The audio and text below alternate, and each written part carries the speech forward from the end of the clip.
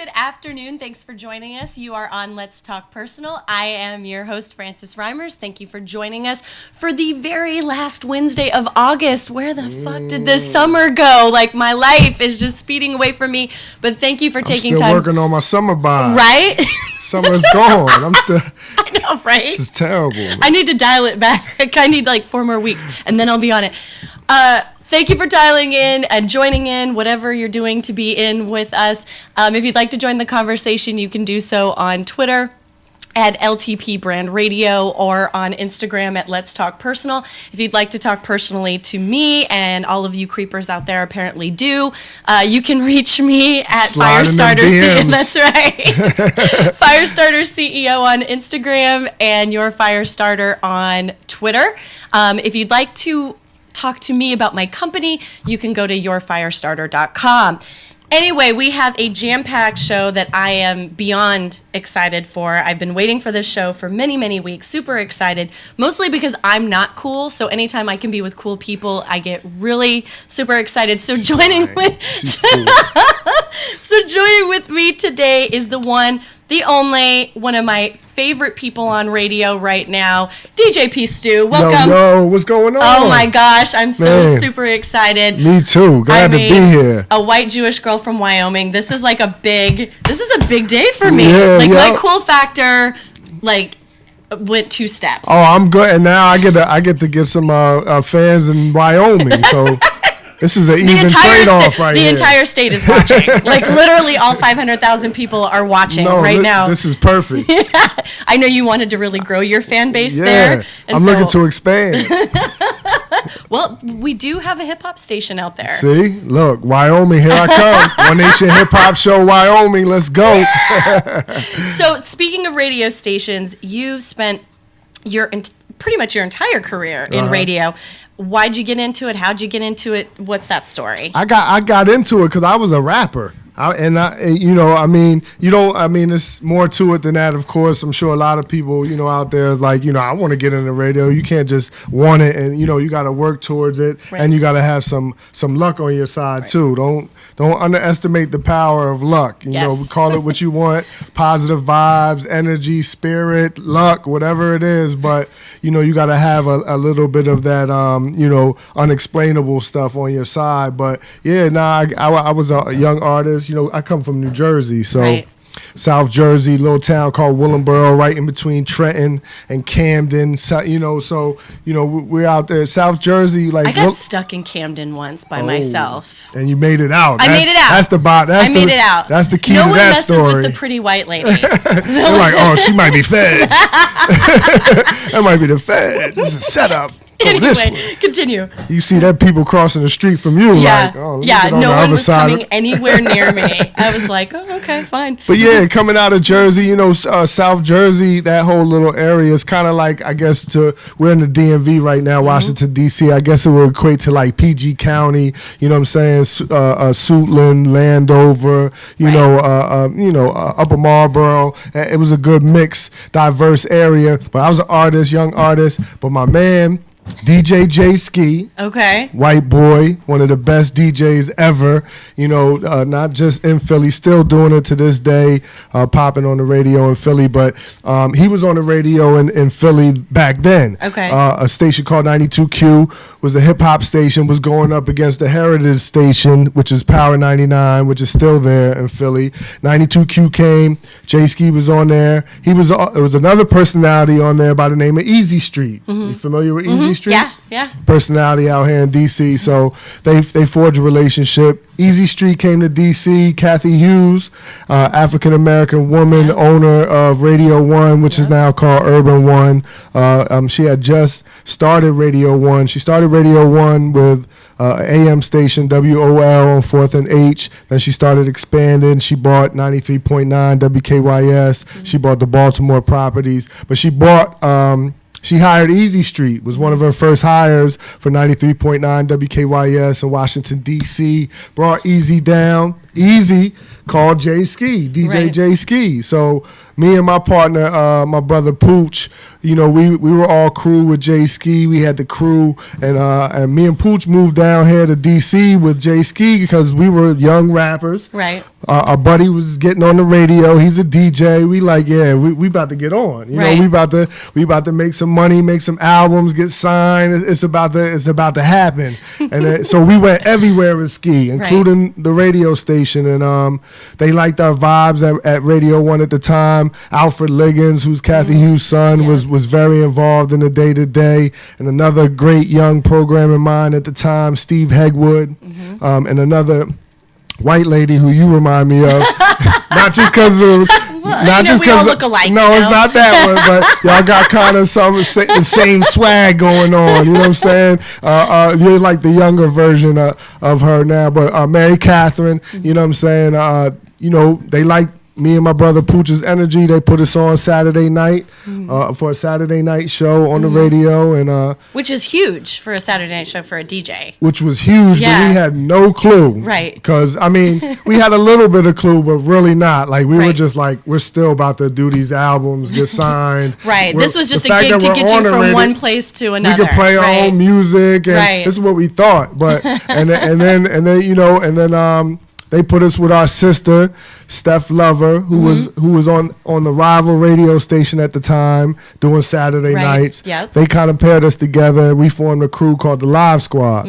So and then they hired us to do Monday through Saturday 6 to 10 night show. They knew that we rapped, so they wanted us rapping every night, and that's how I kind of rate my radio career. This is 95, 96. Okay. You know what I'm saying? Okay. So you know that's how it kicked all off.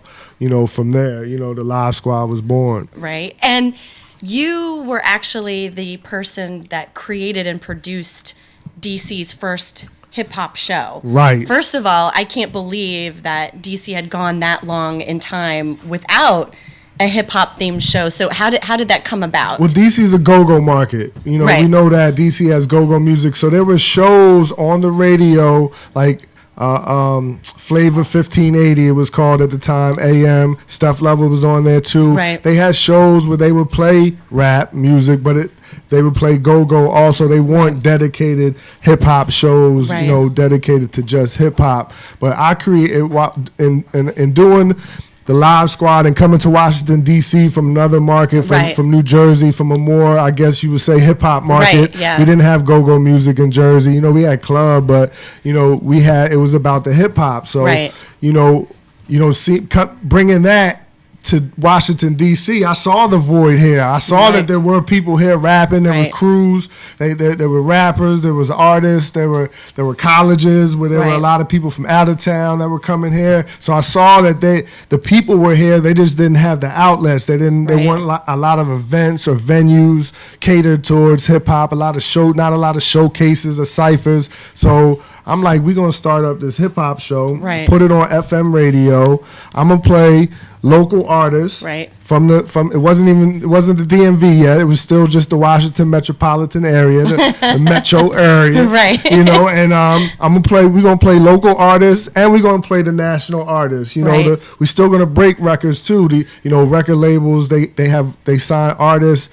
They need an outlet to get their artists on in the beginning. You know, from the beginning, it doesn't just, you know, you put out a record and it's all over the radio. Some artists can do that, you know, once you're already on, but the brand new artists, you have to work your way to that. So that's what One Nation Hip Hop Show was created for, to give the DMV, you know, Washington, D.C., Maryland, Virginia artists an outlet on FM radio to expand the market so they can grow the music, grow the sound, and grow into a hip hop market, which is now kind of what we see in the DMV with the creation of the term the DMV and bringing it together like that, and really the emergence of a whole bunch of hip hop crews, rappers, trappers, you know, and where to now, like, I mean, you talk to the people in the go-go community, they feel like go-go is dying out. Right. You know, you know, and you know they're trying to save it, and which it needs to happen because, you know, without go-go,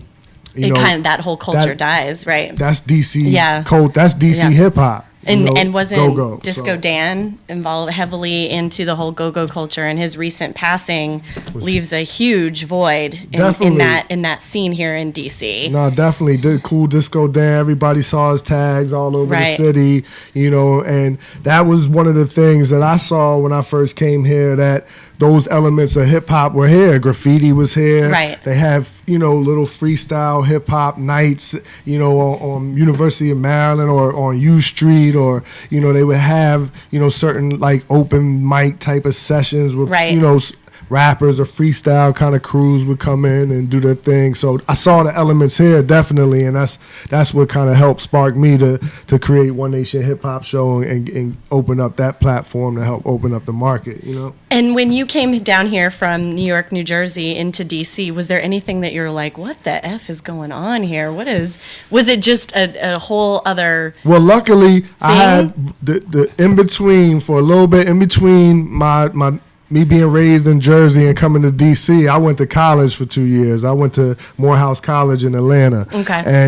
And there I actually, for whatever reason, I connected with people from Jersey, but I connected with people from DC too. Right. Like some of my best friends in life that I still are best friends with to this day, business partners with to this day, are from Washington, D.C., and I met them at college. Right. So I was able, they exposed me to the culture early because, back then it was completely different.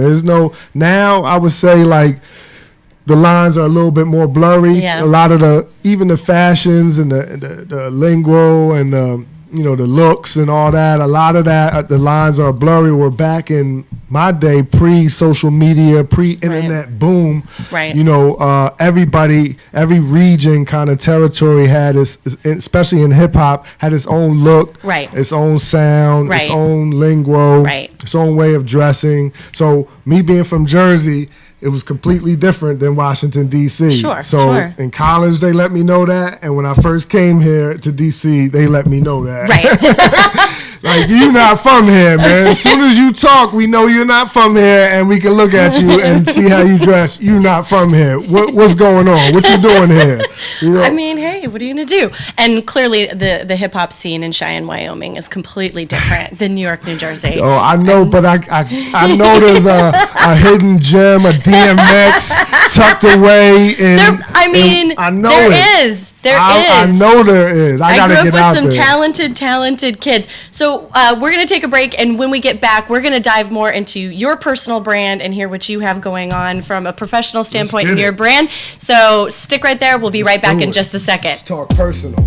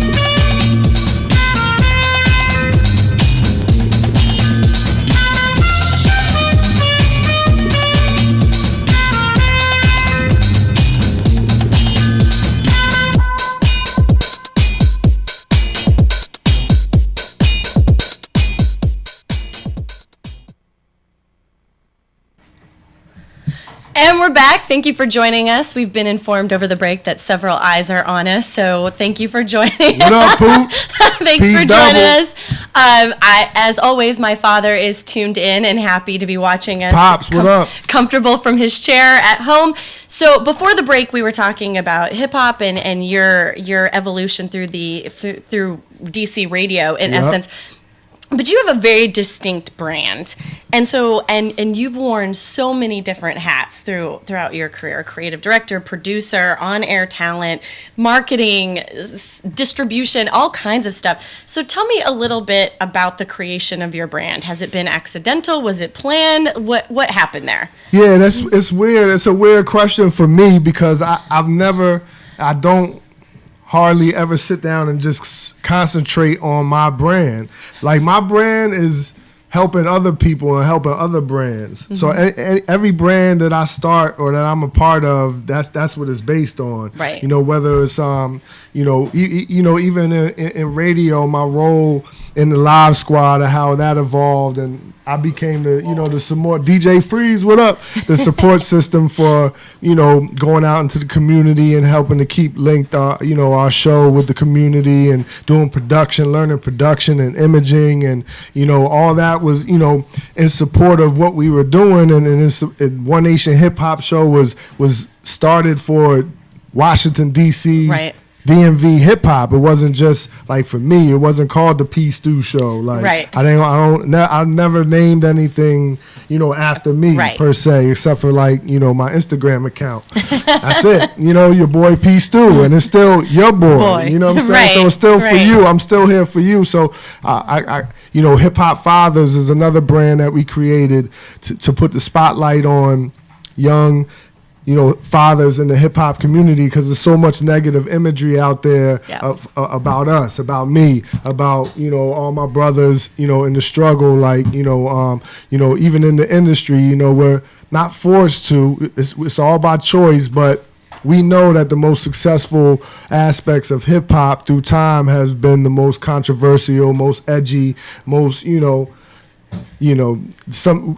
we glamorize and glorify the negative aspects sometimes. So, Hip Hop Fathers was started to show the positive light and the positive aspects and the human side of hip hop. So, everything I do in all those different entities are what make, my brand, the Live Squad, One Nation Hip Hop Show, Hip Hop Fathers, you know what I'm saying? Like, all of that. New wave management now. We we got artists that we managing, and Left Field Productions, Def Jam, and lifestyle marketing rep for Def Jam in the area, making sure that Def Jam's artists and songs are getting the look that they need to get in this area. So and just doing that, doing my due diligence, trying to keep it as 100 as possible, trying not to burn any bridges. All that cliche stuff is just what I built, I guess, my brand off of. So that's what it entails for me.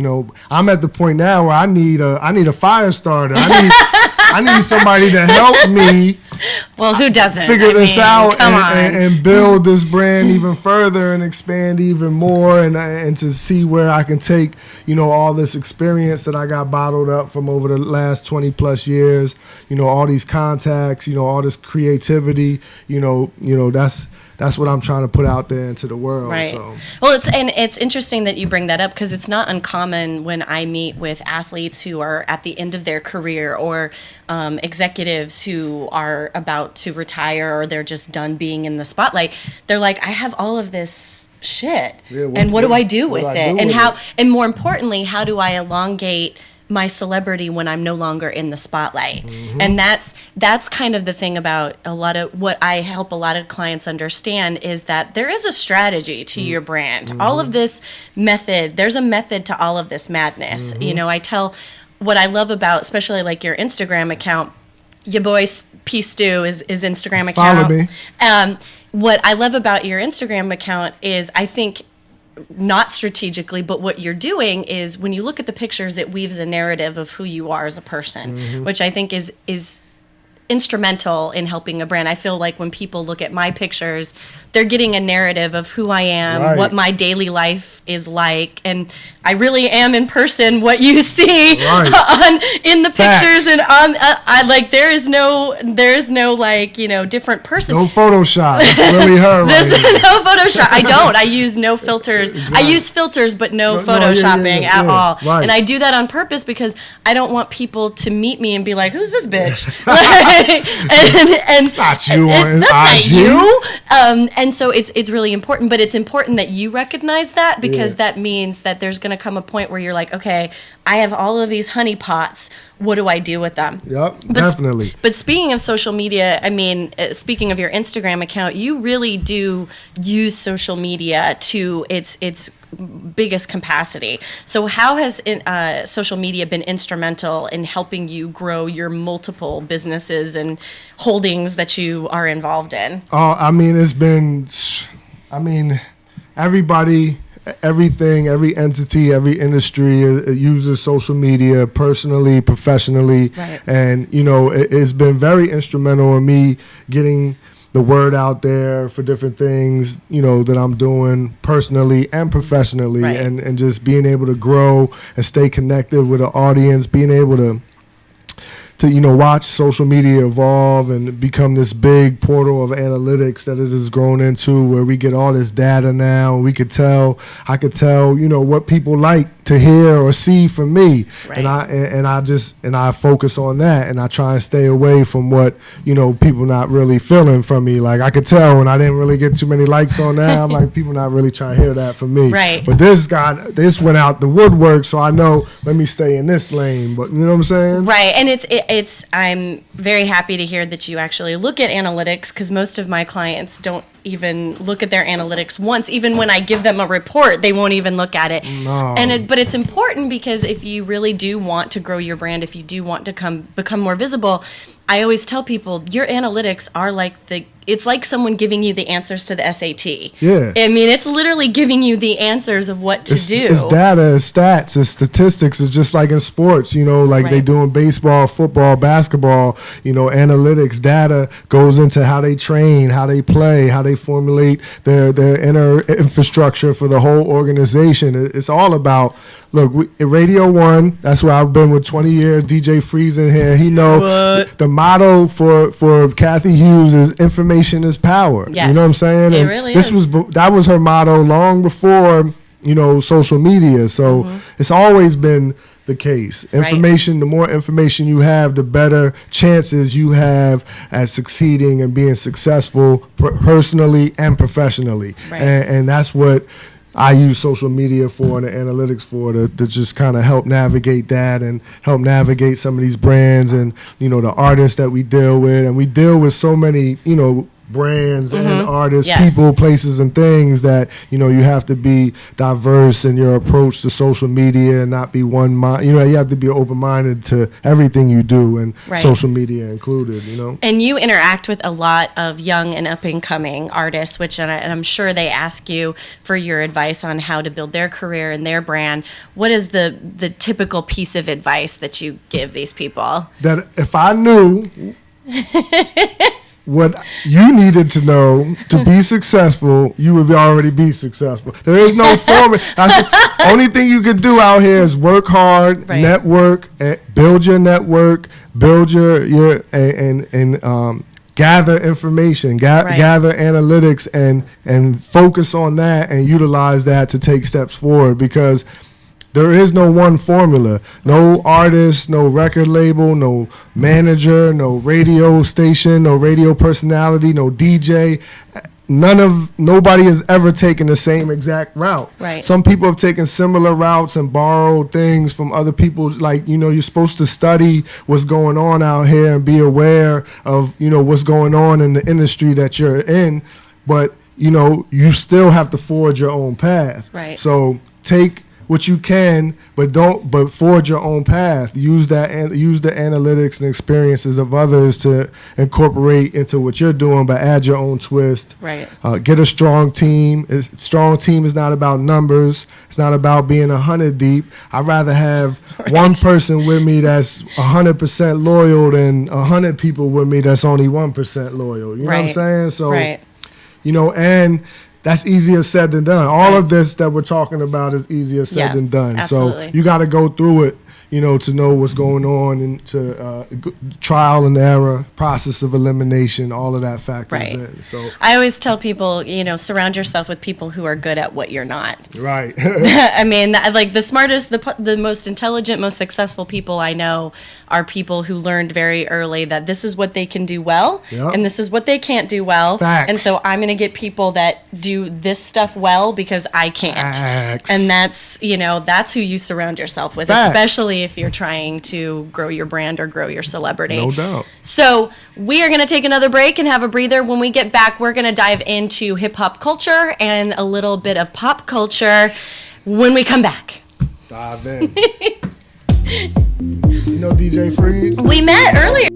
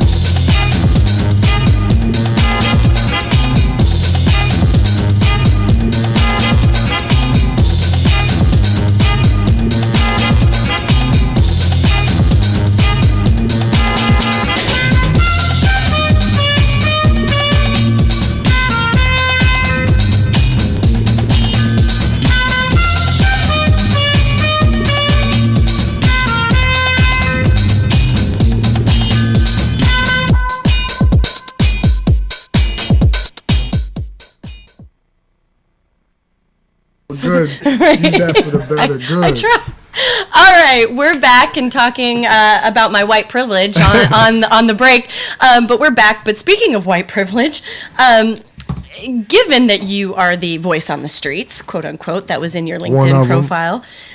Is it? Yeah, that is verbatim thing. from your LinkedIn profile. I gotta update that. Voice I probably on the did streets. that when I was, younger. It's a little outdated. Yeah, definitely. little outdated, and hence my why wife you need is a gonna fire kill starter. me if she's listening, because she's like, you need to update your LinkedIn. The professionals, they're on there, and I'm like, I'm telling you, she's the absolutely fire right. starter just calls me out. Yep, I mean, you heard it here. Jeez. It's outdated. So yeah, I told you I need help. I need a sometime manager, agent.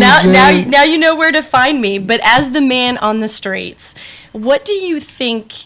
How do you think the current administration is impacting youth and hip hop culture? And what do we think we're going to get out of hip hop culture as a result of what is going on in the current administration? Man, as powerful as the 8 years of the Obama administration was, and as symbolic that it was for young minorities, everywhere, but particularly in the United States of America, to see that, just as a forget the specifics and details of what was good and bad about we can argue that all day long, depending on how your life is lived and the dynamics and circumstances of your life, politics affects us all differently. Right. But the symbolism of it was so awesome. And in some ways, though, and now we see this with the current administration, we almost got content, especially in the minority community. We almost got content, like, oh, we good now. We got a black president. You know, we here, we good. Racism is over. So, you know, we kind of, that's like the feeling. We weren't saying that per se, but that's how we were kind of moving, you know, like we good now, you know what I'm saying? But then we got a real rude awakening with this new administration, because the thing about this administration, and throughout time, throughout history, if you study the greatest and worst leader, and the worst leaders, we say that they're bad leaders because of the results of how they led. Whether it was mass killings and genocides, like that makes you a bad leader. Clearly, the fact that you could get hundred thousands of people to follow you to carry out those things is the intriguing aspect of leadership that shows you that all leaders, the most effective is the word that I'll use. Forget good or bad. The most effective people in leadership positions know how to tap into the psyche of a mass group of people. Right. And that's what Donald Trump and this administration has done. He's tapped into the psyche of a mass group of people and kind of have awakened them. Everything he's done has been psychological. It's like more like psychological warfare than it is just physical out in your face. It's good thing in today's age that we do have all these content builders and all these networks, and we have all the Listen Visions of the world and the online and social media, the people to be able to break down content and show you exactly what it is and what's going on. But he's tapped into the psyche of a whole group of people and has awakened the beast, sort of say, of racism in America again. And that has brought us in the hip-hop community and in the minority community even more together again. Now we woke up like, oh, we was tripping. Nah, racism ain't dead. It's still here. It's alive and well. They still marching. KKK still got their hoods on. They out here, it's bad. You know what I'm saying? And not only that, but it looks like they have the backing of the government, which is how it's always been, in America, as far as racism in America and civil rights and the civil movements. The government has always, through policy, procedure, laws, through law enforcement, has always seemed to have to back these racist movements. And now that we see that again, it's bringing us even more together in the hip hop community and making us more aware. For a while, and DJ Freeze can attest to this, in hip hop, we got this whole emergence of like the mumble rappers and just drugged out, misogynistic, art form in hip hop that people weren't really, didn't really care about dealing with substance or culture or racism or politics or that. But now we're getting back to that. Now, the Kendricks and the J. Coles and even Jay-Z comes out, at the tail end of his career and releases one of his most iconic albums in that 444 album and just touches on, all these topics to show you that, racism is alive and well. And for us in our community in hip hop, we got to band together and stick together so to make sure we still reap the fruits of our labor out here. You know what I'm saying? Right. And sticking together and being cohesive as a group is one faction, I think, of a problem being solved. How do you think that the hip hop community could branch outside of itself to help other people who are not part of the hip hop community understand the hip hop community and be more involved, so that it's not against, it's us as a tight knit group against all of these people? Well, I mean, that's an organic thing. Like hip hop has always been very inclusive. You know, the first hip hop album I ever bought, which made me fall all the way in love with hip hop to say, I'm gonna start spending my money on this, was Beastie Boys, License to Ill. But hip hop has always been inclusive of other cultures, of other genres of music, always been inclusive. It's just hate that it's just hate and racism. Like, we're not including that. Like, Right. we're not going to be acceptive of that ever Right. in the hip hop community. So, on one hand, it's very organic for us to proceed and do what we do and be inclusive. We know when it's love and we know when it's hate, and Right. we accept all that. Right. On the other hand, we have to expound so much energy out here now into protecting our culture that we don't really have the time to reach into other cultures to Right. teach them about what they're doing. We Right. just hoping that the intelligent, loving, positive aspects of other cultures see what we're doing, learn about us, learn about what we're doing, and then we can collaborate, meet in the middle where it makes sense. You know what I'm saying? Right, absolutely. Yeah. But as far as inclusion of other cultures and genres, hip hop has always been inclusive and been welcoming of other cultures and open arms of I mean, you with did it. accept Vanilla Ice eventually. Kind of, sort of. It took a minute. It took a minute, but you Kind of, eventually sort accept- of. We kicked him out. I though. mean, yeah. He started wilding. We foot kicked him in. right back out. Hey, get out of here, Ice. Go do rock and flip houses and all that. Whatever he's doing. I don't know what he's doing now. But speaking on that same social justice front, the Colin Kaepernick story will not die. And I feel for the guy. Like, someone just Me put him too. on a roster already and be done with it. I thought the Jaguars eventually signed him, but I guess not. He's a modern day martyr. I mean, like I watched this show on TV called Vikings. It's on the History Channel, yeah, right? I know what that is. So times are different, but times are the same. So Right. back in those days, those days of the Vikings and them discovering land, and they would just go and discover and raid it and take it over and Right. kill the king and become king of that land, and they had the slaves and everything. Right. And but now instead of like I say, instead of like lynching and hanging people and burning crosses, is done by things like Colin Kaepernick. Like Right. that is like psychological lynching, basically, is what's going on. What they're trying to do, they're trying to silence him, but it's too late. Right. Like, what he did sparked a whole revolution per Yeah. se. Because now you see the protests haven't stopped. No. They're not calling them protests no more. They're not bashing the players anymore. They Right. bash Colin for it, but they're not bashing Right.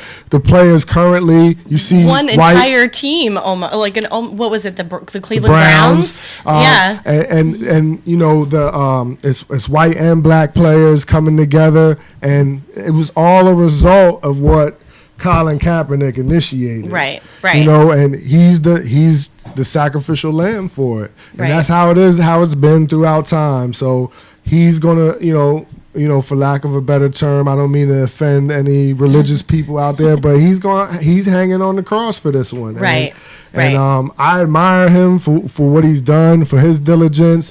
I'm a little disheartened and disappointed with things like, with some of our older athletes and some of the people that have come out and spoken out against Colin, from Mike Vick to Ray Lewis to LaShawn McCoy to Jim Brown. I'm very disheartened and disappointed Tiki by this Barber. stance.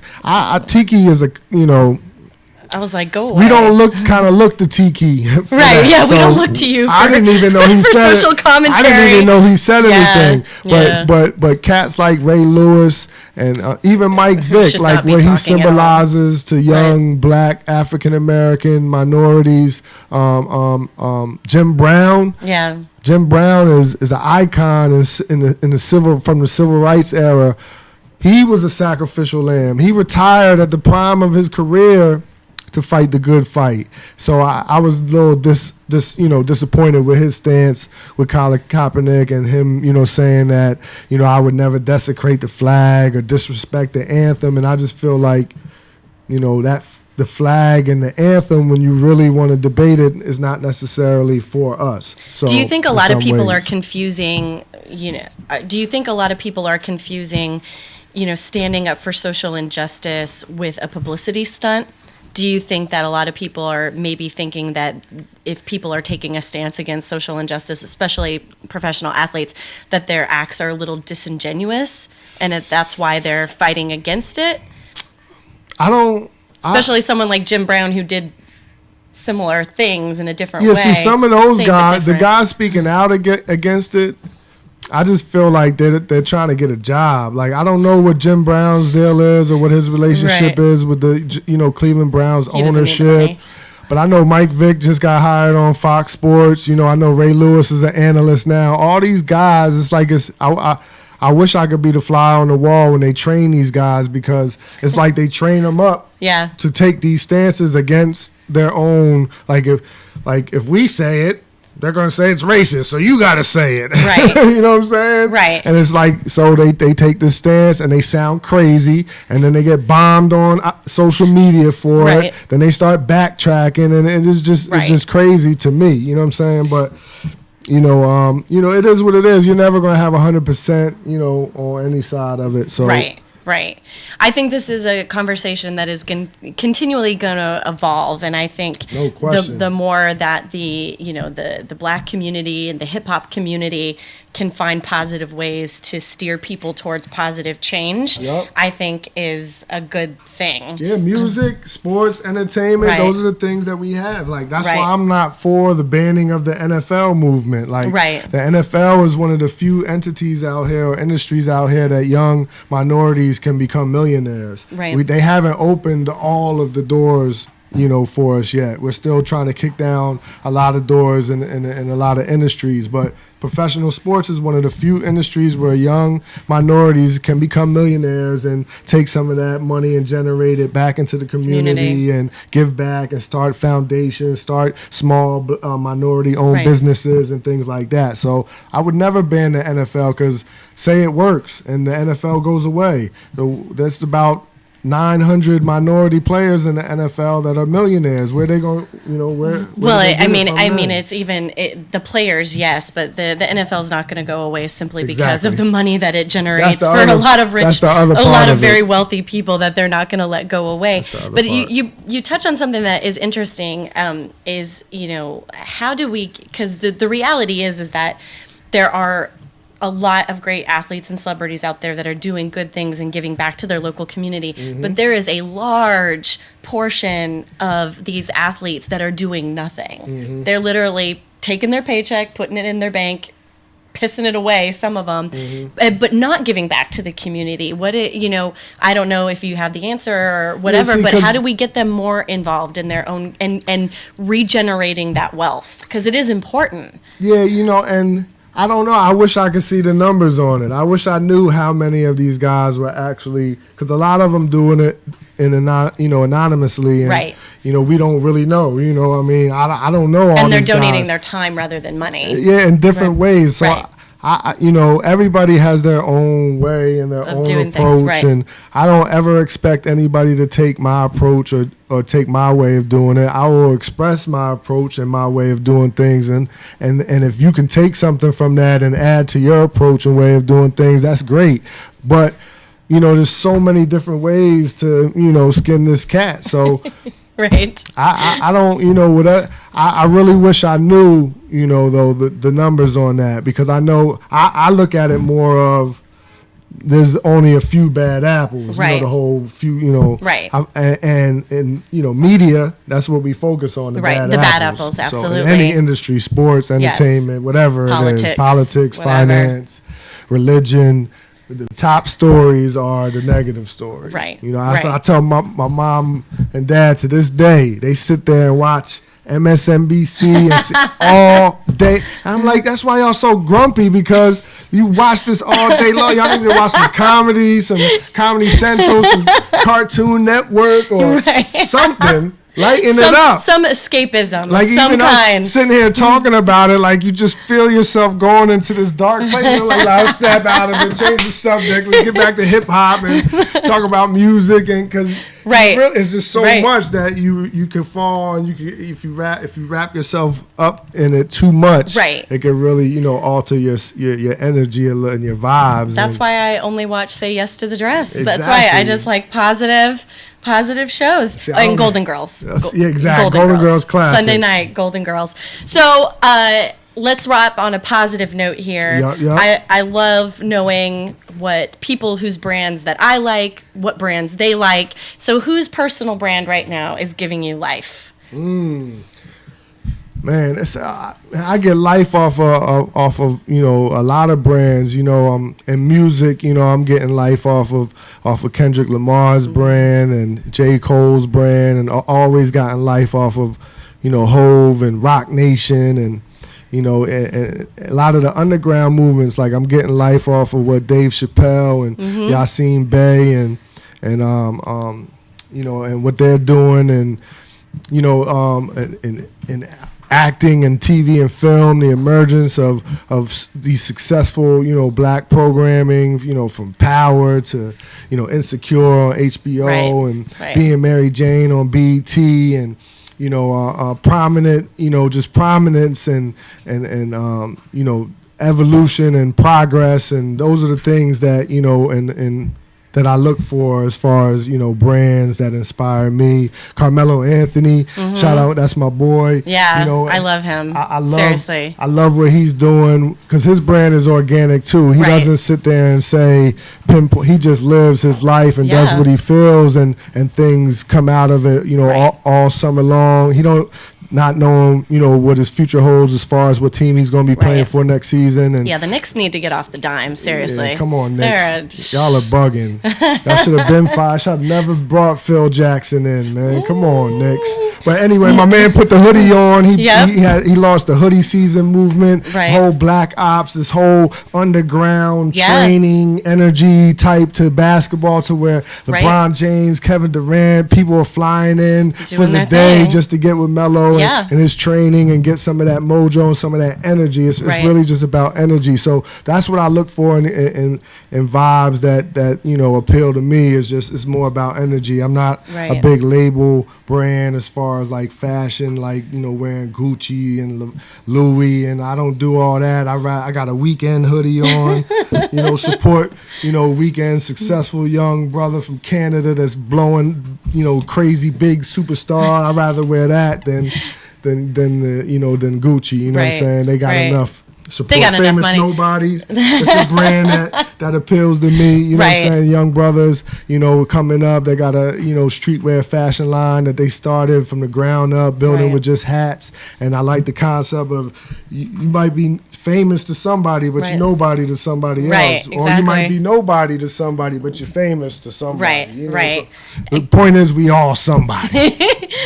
Carmelo Anthony is actually, when I give presentations about brand to high school and college players, he's actually the case study that I use because of personal brand. Because a lot of young players, up and coming, aspiring players, they see the wealth that he has and the things that he's amassed, but they don't know how he did it. Right. And what they don't understand is, yes, he's a good player and yes, he's a very cool person, but you have to have a healthy, strong, ironclad brand as a person and keep your nose generally pretty clean as an athlete. And I talk a lot about the construction of that. That's not by accident that he got what he has. And a lot of people don't know about his tech company and other things that he does behind the scenes. M7 Tech.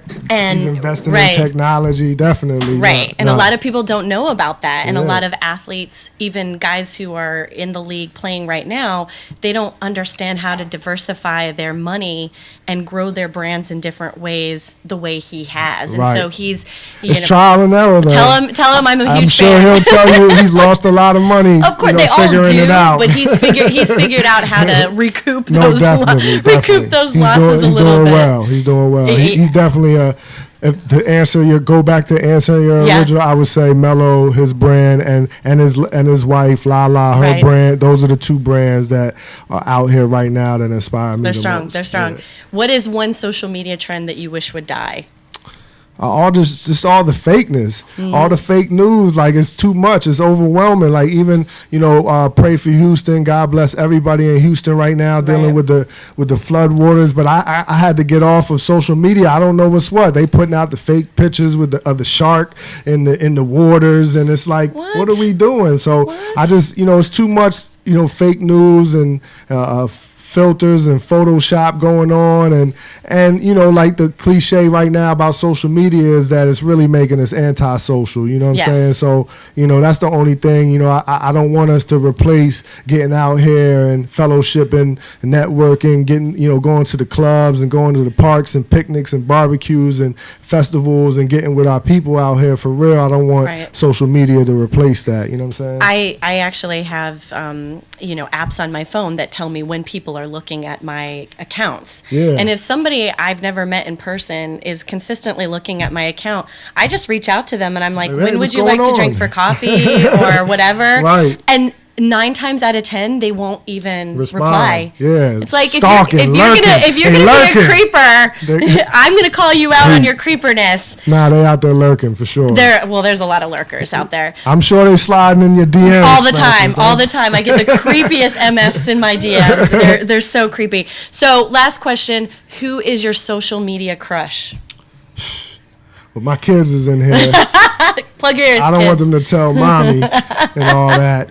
You know what I'm There's a saying? camera. So I gotta say something crazy. You can do a I fake gotta- one. Yeah, like what's my girl's name from Game of Thrones? Which one? Everybody, the Dragon Lady, the Oh, Queen of the Danny. Dragons. Danny, or what? What No, is her name? it's like what's her name? She got the dragon. No, Game of Thrones. Boom. Who is the Game of Thrones? The lady that got the dragon. You're not. I thought it was Daenerys. Yes. Yeah. Yeah. So Yeah. yeah. What? Yeah. Her. We'll say her. The guy that was her husband in the first season. That's where it's Holly, at. Holly Berry too. Yeah, of course. She never ages. Nah, not I think at she all. just sleeps in a J-Lo. cryogenic chamber. Yeah. I mean, that's her and A-Rod. That's just too much heat Yeah, for get me. out of here, A-Rod. What? What? You know that she just with you for your money, A-Rod. Get out of She here. doesn't need his money. She got her own. That's why she had the young boy before A-Rod. She got tired of him. Like, look, man. She got tired of changing his diapers Yeah, all the time. I'm paying for everything. You get out I of got here. to tell you how to act. Yeah, I got to get tell you to out. wipe your mouth at the restaurant. Go give me a grown man with some money. But he probably is a little boring. A-Rod? Yeah. He seems like he's probably really like a party animal. He probably has to reel it in for the cameras now because he's been through so much with the steroids, you know, scandals and all With that in his baseball. cheating on his ex-wife, right? All of that. All that, You- yeah. But you can't be, you know, that young and have that much money and just not Just you know, be- close them doors right. and go ahead And behaving let yourself. it all out. Well, this has been a magical conversation on many levels, but we got to wrap it up so that I can get the heck out of here and get back up to New York City. But thank you for joining us. I'm Frances Reimers. This is Peace Stew. Join us next week when I have Glenn Morning for our back to school episode talking about teaching and his new book. Thank you to my sponsors, Co-Create and Columbia Lighthouse for the Blind. Again, if you want to join the conversation, you can join us on Twitter at LTP Brand Radio and Instagram at Let's Talk Personal. Have a good weekend. Good night. Shout out to my kids.